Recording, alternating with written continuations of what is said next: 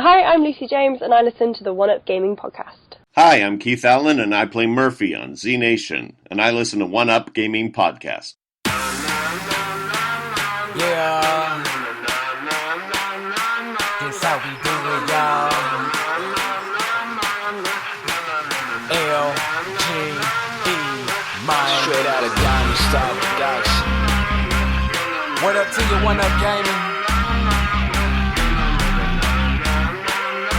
They're not really ready for this one. One Up Gaming is behind me. Let me get in beast mode. If you wanna try me, you don't need a cheat code. Conte is who I be. To you is Mr. Hero, legendary adversary. Flows consider lethal. I'm a Super Saiyan. I got Dragon Balls. I wouldn't lie. You might think I'm playing when I'm saying I can really fly. When I'm on the track, you feel the energy I'm pushing out. Put me on the map. One Up Gaming's who I'm talking about. I'm the rapping Master Chief. Epic to say the least. Contain the hero, better etch that in your memory. And so the One Up Gaming for the show out. Contain the hero is really gonna show out. Show out. Contain. And so the One Up. And so the One Up. Dope bitch you ever heard.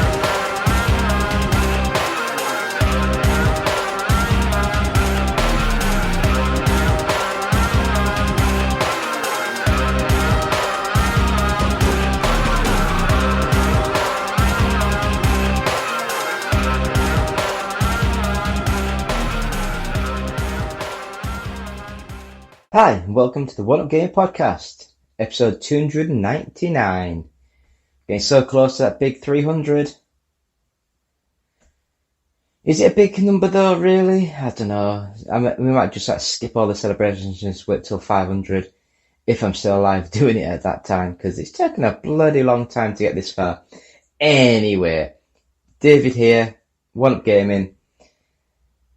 Apologies for looking like crap. I'm in the middle of night shift, so I just quickly got out of bed, had a job interview, back here now to do this, get it edited at work tonight. Thank you, work, and hopefully go from there and get this up on Friday as normal.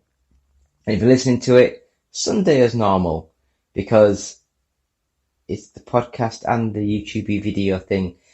Anyways, thank you for clicking, thank you for viewing. I've just rambled on for a couple of minutes there. I don't know what the hell's going on. Please go to our website, which is oneupgaming.co.uk. We have videos, reviews, written articles, news, features. We have a shop where you can buy like these sort of t-shirts. We've got more t-shirts as well. Might change after the start of the show into the middle half of the show sort of thing. But for now, look at this lovely, lovely white one. Nice. But yeah. So, I don't even know what the hell I was saying there. But yeah, oneupgaming.co.uk. Go into the website. I think it's online store, and you can click on, and it links you to this. Multiple designs, multiple colours. Got like sensible, sort of like something sensible software. I think it's Social Soccer that we've got on. I've got some John Hare stuff. We've got just some random gaming stuff. But this week's show, as always, is sponsored by Games Inspired Music. It's a music album that we worked on as a team. It was meant to be our more of a backing music to, like, we were going to make a animated TV show, and unfortunately the main guy that we had for that stabbed someone, got house arrest, and then a couple of years later unfortunately found out he had cancer and died. Shit times, really was. We were all going into that one, looking forward to it. It was sounding good. Anyway, the music album is available. It's Spotify, iTunes, Amazon. Just search Games Inspired Music. 20% of each sale will go to the Child's Play charity. And we will move swiftly on to the games that I, myself, have played this week. I will say it now because I will forget because I haven't wrote it on here. But we have a new series out. It's going to be on every Wednesday, and it's going to be I should have wrote it down because I'm so stupid. I think it's the worst games. Yes, I think it's just the worst games. So I will just find on loads of games that are absolute garbage campfire, trash heap, rubbish, and I will play the game for as long as I can. Some of the videos I've been going over at the minute have been about 2 minutes long. The games are that bad. And every Wednesday, we'll just have a quick look at one of these games. I'll talk over it, say about why it's bad, what's good about it, any redeeming features.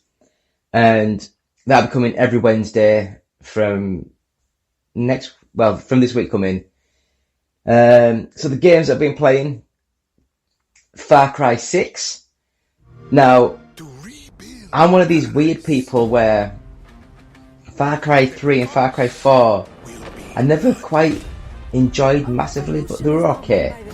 Far Cry 5, on the other hand, just the beginning introduction sequence of going into the camp where that guy's brainwashed all of his followers, where they think he's like the second coming of like Jesus, is absolutely amazing. I love that. It just gripped me so much. Gripped me. It was an amazing sort of intro to a game. Probably one of the best intro sequences I've ever played in a game. So Far Cry 6, on the other hand, went a different way, and I was just not impressed with the game.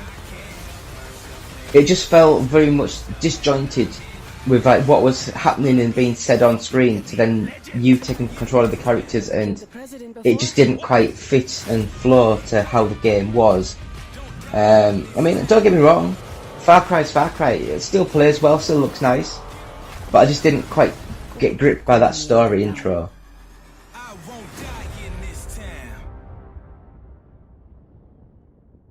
So the next game, SpongeBob's Truth or Square, and this is just your basic rubbish 3D action platformer. It's not very good. You know, I know what people say, oh, it's a kids game. So yes, it's a kids game, but kids aren't that stupid. Sorry, I say that. I remember playing games when I was a kid that I loved, and then going back to them now, it's like the ZX Spectrum, the Sinclair Spectrum, whatever you want to call it. I think I had the 128+2. It's that Spectrum. Most of the games on that were just a pile of shit. But as me as a kid, oh my god, it's the arcade game. I'm playing the arcade game.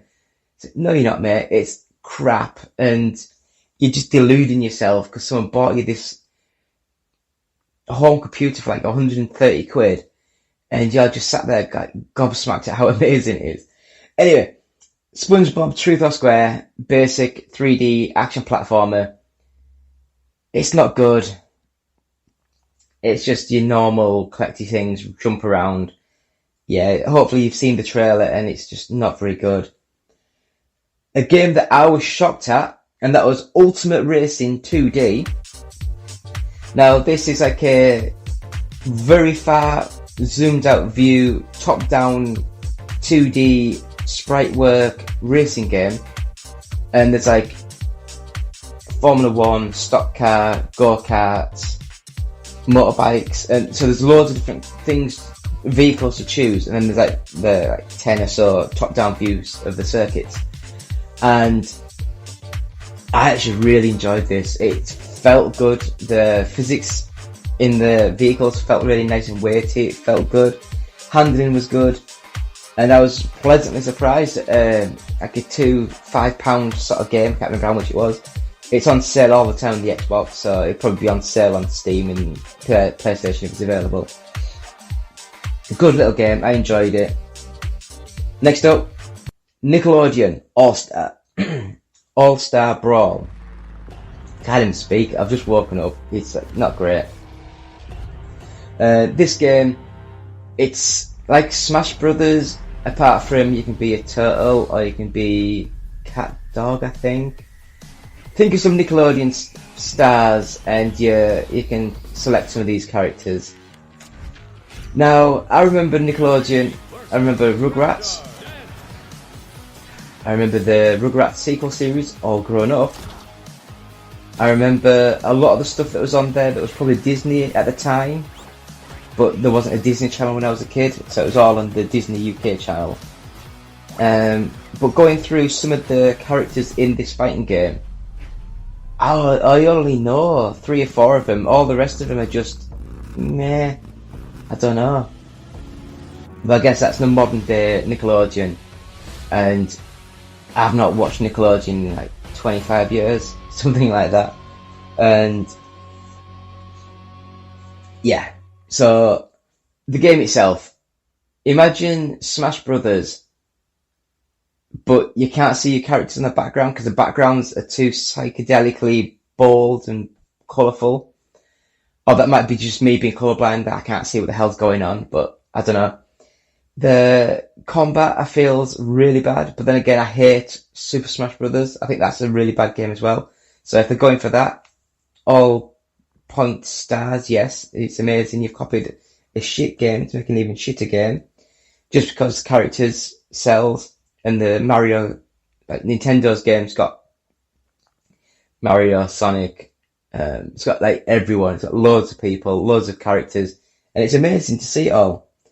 Whereas this Nickelodeon game, I think they're getting new people added to it, but I don't know, they don't have Donatello. Why would you not have Donatello? Anyway, next up, Olympic Games Tokyo 2020, the official video game. So I had a mate over the other week, and oh my god, we had so much fun. It's a stupid game. I love it. I absolutely love it. But I also love the fact it's got stupid things on it, like it's not mountain climbing, but it's like, you know, like climbing up a fake mountain, and you have to try and aim the analog sticks where your hands are and press the buttons to grip. And it's fun. It is fun. It's got a really basic soccer game. It's got a really basic baseball game. It's got the track and field events. It's got loads of things. It's got not judo, but it's got boxing. It's got I think tennis. It's got all sorts. It's got loads and loads of stuff. It's a great game. I'd recommend it, even if it's like a year old now. I'd still recommend it. It's a fun game. So next up was a gaming game preview, and that's Session, and it's a skate sim. So a skateboarding game. If I can find the trailer for it, I'll put the trailer up. It looked amazing from what I saw. And then when I went to play the game, it just didn't have that feel of the complete game. It just felt really unfinished, really early, which I guess that's why it's in game preview. But I wasn't impressed. I'll let the trailer do the talking. Hopefully they can get the game up and running.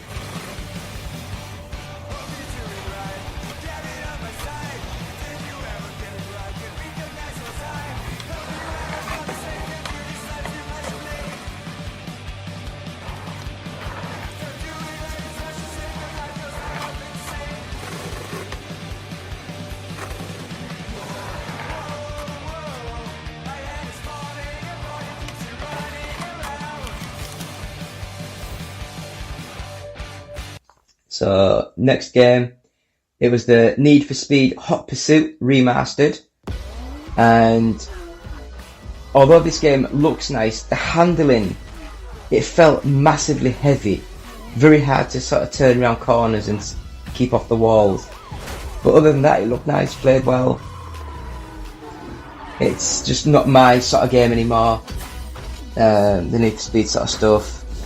But I think we played last week the Burnout Paradise, and I've never really played Burnout Paradise before. I loved Burnout 3 and Burnout Takedown, or whatever the word. It was that sort of era, like 360 sort of era, early 360 sort of era, I think it was. And they looked amazing, they played amazing, I loved how they played. Then I went to the Burnout Paradise, and I put it on, I had my little camera, put my face on it, and I was playing it, and it's like, do you know, you just don't click with that game. And I didn't click. I just felt, I like the old Burnout games, don't like the open worlds, don't like this, don't like that. But me and my mate were playing it the other day, and oof, it's good. It's amazing. I couldn't believe how it just didn't hit me 5, 8 years ago, whenever it was when it came out.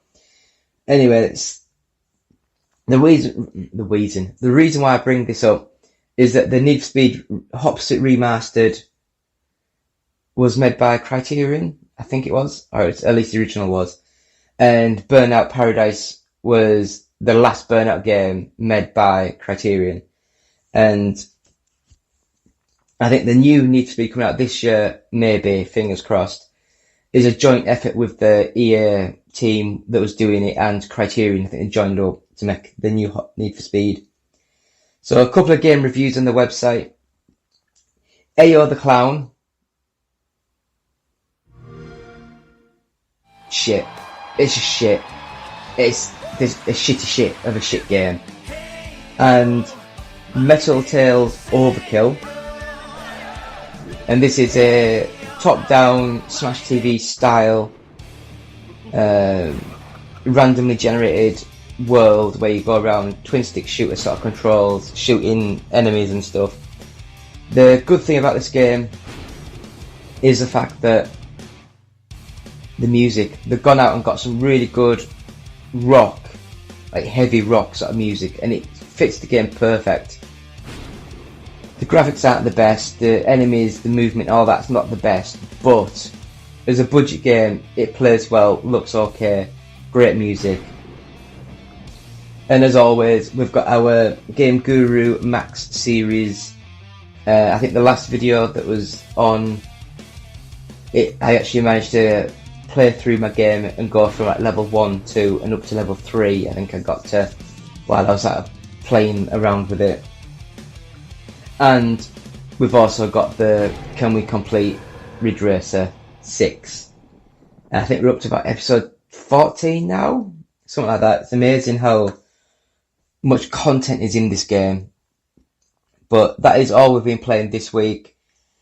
Gonna have a quick break now, and we'll be back in a few minutes with the news. So back in 12 seconds ish.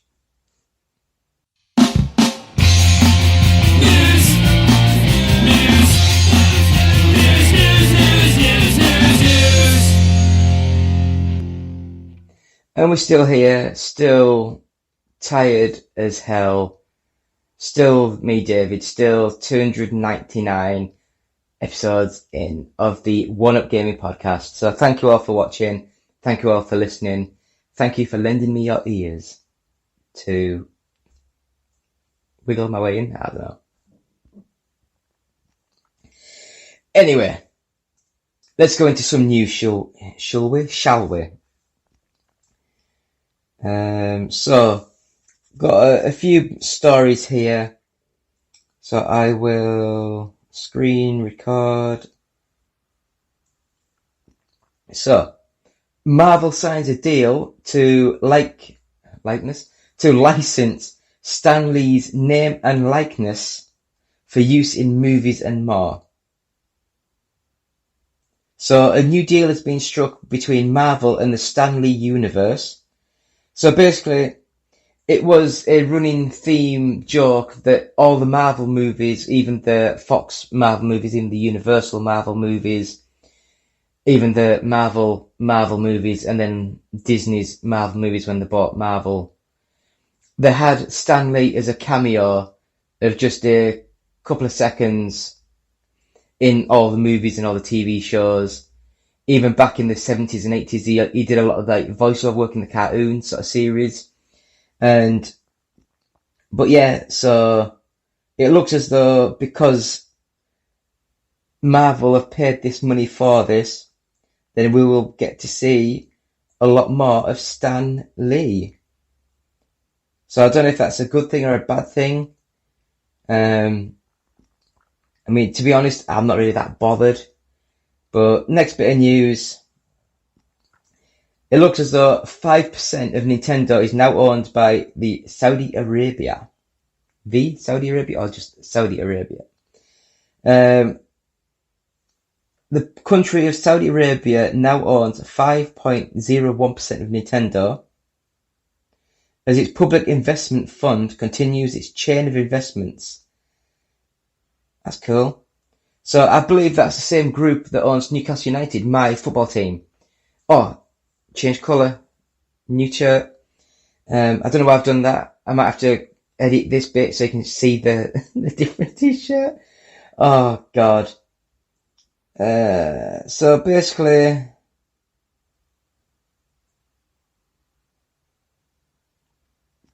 Saudi Arabia's Crown Prince Mohammed bin Salman last year invested in Grand Theft Auto 5 publisher Take-Two. Oh, my ear. Battlefield publisher EA and Call of Duty's Activision Blizzard. So basically they're saying that these weren't the first made by him, as in 2020 he also purchased a third of Japanese fighting game company SNK and then became the majority owner. So, yeah. All you people mad about Nintendo, I can't even speak, can I? All you people last year upset, actually was it this year? No, it was last year. Because we had the transfer window, the January transfer window. So all you people last year that were so upset about Saudi Arabia owning Newcastle, how are you guys going to cope when you can have to come to terms with that these mass murdering journalist killers now own your family-friendly Nintendo? Because I believe they'll slowly dig their monies in and slowly get a bit more. Because that's what you do, isn't it? You sort of get as much money as you can for these things.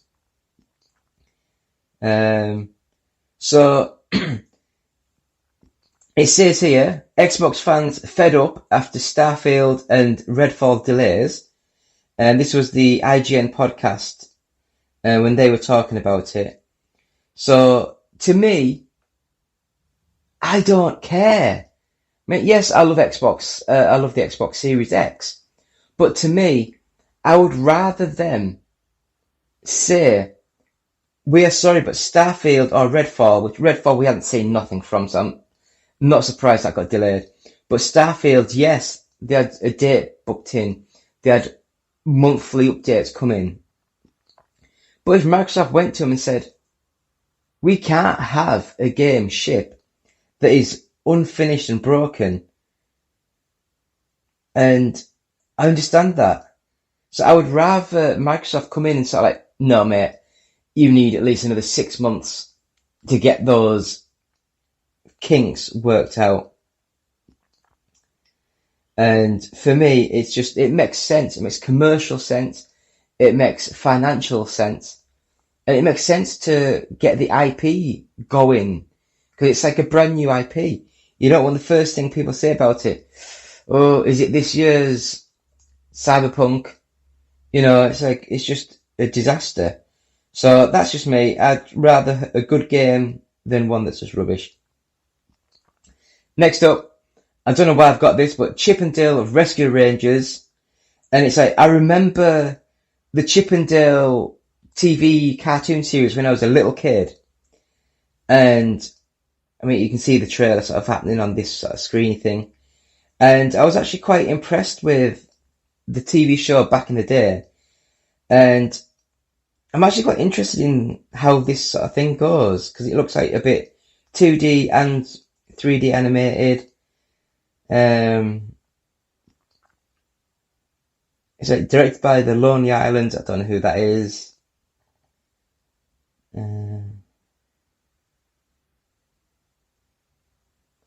Okay, it sounds like a fourth person wall breaking sort of show. Oh, Andy Samberg. Ah. That sounds alright, doesn't it? So we'll give this a quick. So what have they said?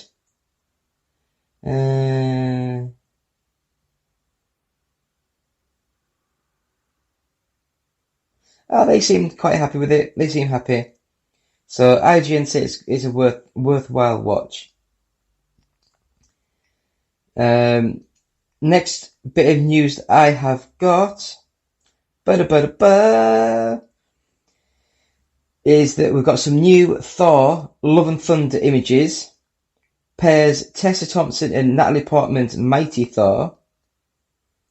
There may also be a reference to Black Panther. I guess that's the Panther Queenie person in the bottom.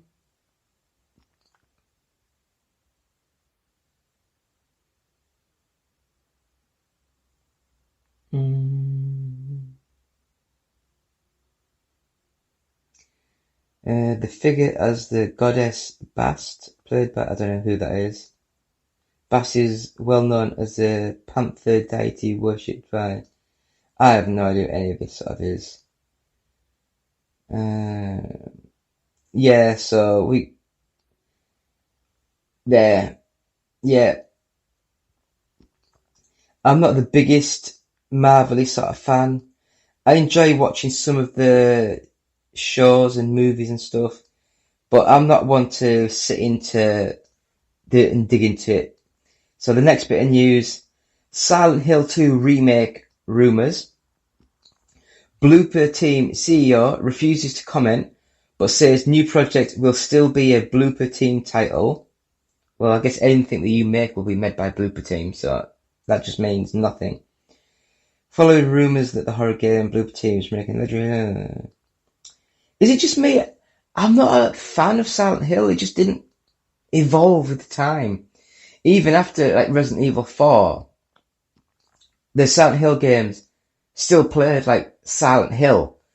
Yes, they might have improved the graphical style. They might have had really cool dual worlds where you go into like the dark world and the normal world, or whatever you call it. Might have some really cool characters like forgotten his name now. Is it Triangle Head? I can't remember now. But yeah, all that sort of stuff. But yeah, we'll see what happens. So we'll just keep clicking through these and see. If you want to read it, you can read it. I'm not a big fan. I'm not a massive fan of Blooper Team. And I guess if you're not a fan of Blooper Team and you're not a fan of the Silent Hill games, what else have you got to look forward to?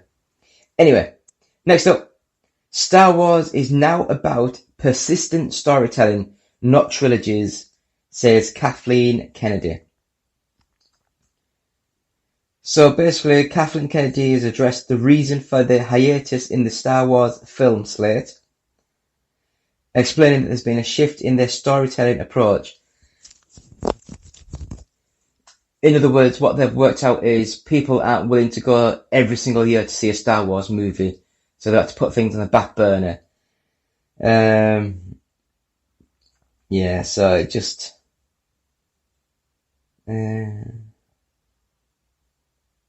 yeah, I just think that like all Disney sort of things, when they get something that sells, they milk the fuck out of it.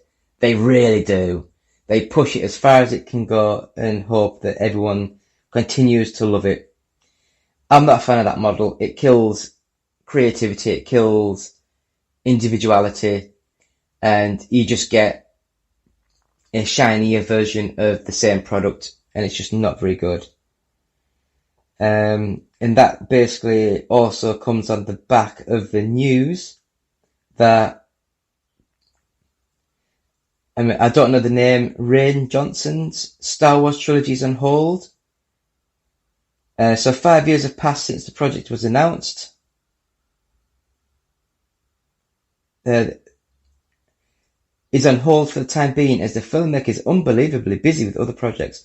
No, he wouldn't be busy with projects because you'd be able to chuck money at him to get him out of other deals and other packages to get him into your movies if you believed in your franchise to be able to make movies and sell. Because you don't believe that's working, you might need to stop, have 3-4 years off, and then do a couple of movies to keep the franchise's name alive. but you just can't keep pumping these substandard movies out every single year. Knives Out, I don't think that was a very good movie.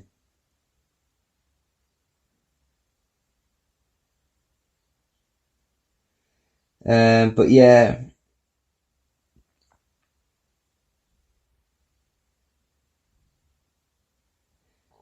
So, I don't know. Anyway, so that's the news for Star Wars. I'm not a big Star Wars fan. So, next up is a little bit of news about Elon Musk's Twitter buyout. Cannot move forward until a number of bot accounts are verified.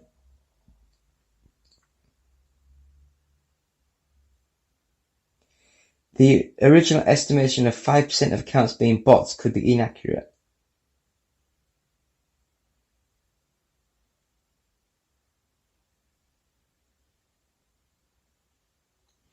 So basically he's saying that he thinks it's more like 20% of all accounts are fake. So I guess he's just not happy with what Twitter have sort of said.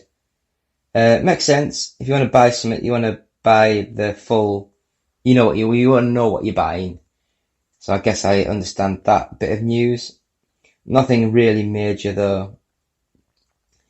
And the last full newsy item that I've got, and that is Take-Two has no current plans to discuss for FIFA after its FIFA split with EA. I guess it's Take-Two make sports games. I guess they're the only team who can make a sports game. No, they're not the only team that can make a sports game, because you're coming from Take-Two want to make a sports game, a football game, and they want to just license the FIFA name to make it sell. I don't think that's what FIFA wants. I think FIFA want to come in and pick a developer to make the game, and then they get all the money and all the royalties for it. They're not just selling the license of FIFA. They're actually selling the game. So they'll come out, publish everything, and get all the money. But yeah, so I don't know. It's a weird one. I guess EA finally sort of said, nah, we're not having that, mate. And let's see if I can get onto this. I might need to log in, but we'll give it a go. Oh, God, holding this tablet hurts like hell after a while. Don't have to log in, that's great. So I can go straight into this week's gaming top 40. So, number 40, Super Smash Bros. Ultimate, Lego Jurassic World, Lego Marvel Superheroes, Red Dead Redemption 2, Sonic Forces, number 35, Far Cry 6, Resident Evil Village, Lego The Incredibles, Fortnite Minty Legends Pack, Tiny Tina's Wonderlands, number 30, Sifu, 29, Luigi's Mansion 3, Grand Theft Auto The Trilogy The Definitive Edition, Call of Duty Vanguard, Pokemon Brilliant Diamond, number 25, Kirby and the Forgotten Land, 24, New Super Mario Bros. U Deluxe, Super Mario Odyssey, Ghostwire Tokyo, Sonic Colors Ultimate, number 20, Super Mario 3D World plus Bowser's Fury, Just Dance 2022, The Legend of Zelda Breath of the Wild, Sonic Mania Plus, Ring Fit Adventure, number 15, Lego Harry Potter Collection,